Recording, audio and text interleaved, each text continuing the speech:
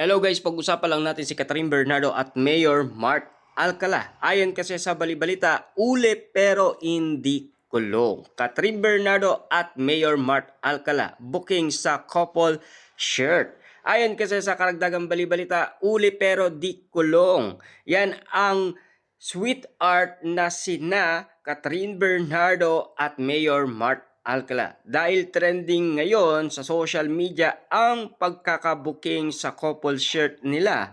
Iisa kasi ang design ng shirt nila sa magkabilang event. Black shirt ang suot ni Catherine Bernardo nang dumalaw ito sa ini-endorsong beauty clinic noon linggo. Samantalang white shirt naman ang suot ng alkalde, sinasabing jowa niya. Pinlex pa ni Mayor Mark Alcala sa kanyang Instagram na suot-suot niya ang kaparehong shirt design ng kay Catherine Bernardo. Tili ng mga atribidang netizens, ito na raw ang pag-hardlines ng dalawa sa totoong estado ng sinasabing relasyon nila. Komento ng mga tambay sa social media, it's about time na raw na umamin ang dalawa. Total, sobrang tagal na rin ng kanilang relasyon. At casual ang relasyon ni Daniel Padilla at Kyla Estrada. Malabo naman daw na malink ang Asia superstar kay James Reid kahit na may upcoming serye ang dalawa. Dahil alam naman ng lahat na girlfriend ng aktor si Isa Pressman. Dahil sa couple shirt, abangers na ang fans at casual sa next social media post ni Catherine Bernardo at Mayor Mark Alcala. Yun lang. Yun kasi ang mga napapag-usapan. At lalong-lalo na sinasabi ng mga netizens, malayo nga naman kasing maging okay or maging kasintaan sina James Reid at Catherine Bernardo. Lalong-lalo na ang balibalita, ikakasal na daw si James kay Isa. Yan kasi ang mga napapag-usapan umano sa social media. 'Di ba? Na alam niyo naman siguro, no? Lahat ng mga pinag-uusapan ngayon, tila hanggang ngayon kasi inuugnay pa rin si Mayor Mark Alcala kay Catherine Bernardo. Dahil ito ay naulat noon ni Ogie Diaz sa atin kung sino daw ang minamahal ni Catherine Bernardo at kung sino ang laman ng puso ni Catherine Bernardo. Walang iba daw kundi si Mayor Mark Alcala.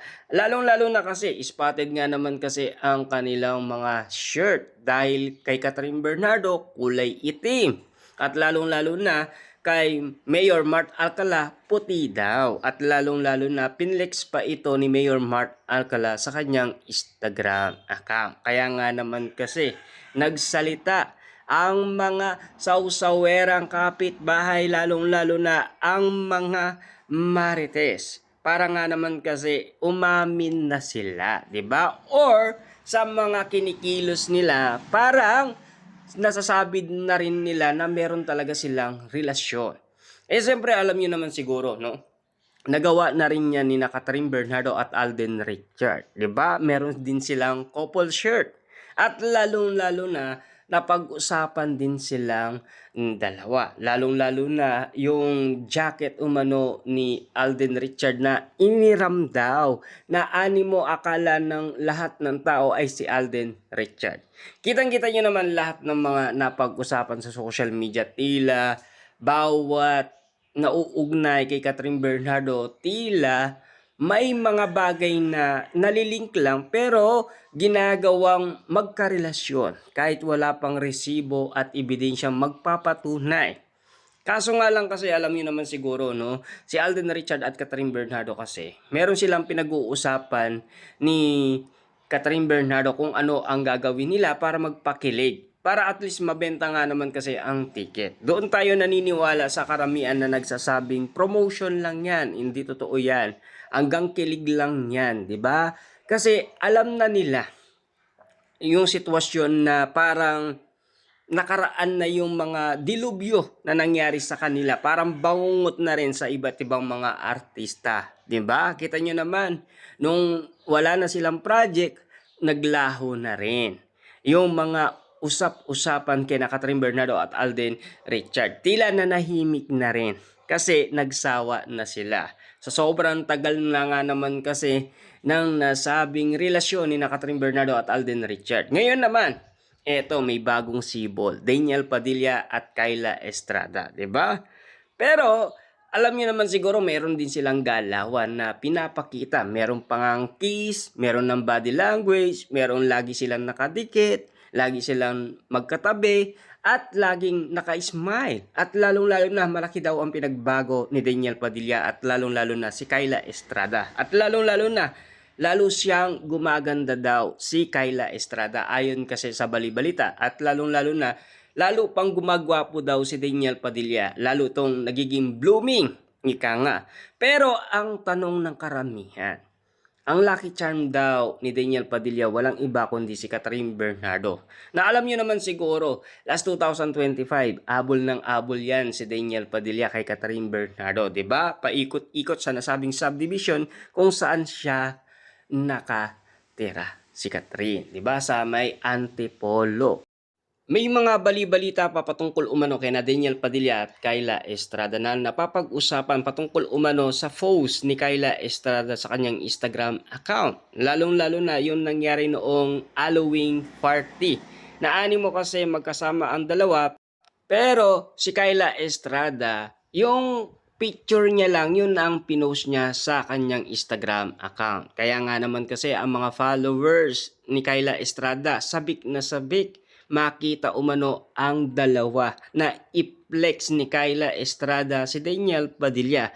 Kaso nga lang, walang nangyaring ganon. Kahit na sila ay nasa El Nido, Palawan, na sila ay nagbakasyon, yun din ang inahanap ng mga followers ni Kyla Estrada.